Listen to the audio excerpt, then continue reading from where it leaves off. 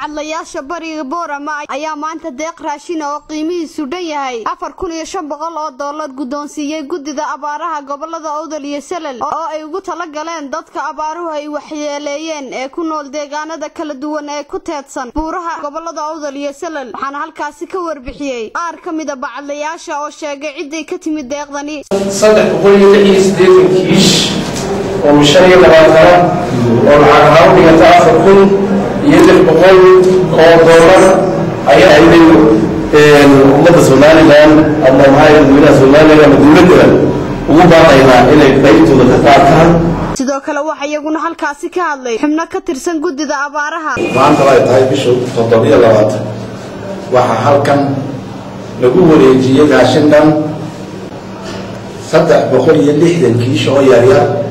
oo 25 guddida bacadlaha Boorama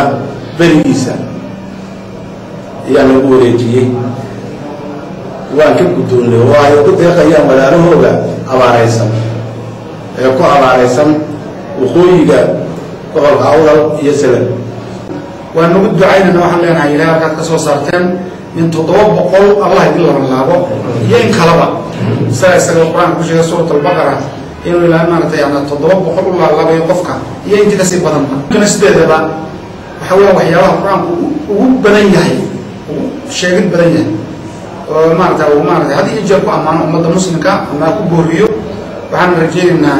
inaan noqonin intii ugu horeysay ama intii ugu dambeysay inaan noqonin inta dabaaldana dadku iska haday Ilaahay roob dadka soo gaari waayo way haysataa wali waxaan celin doonaa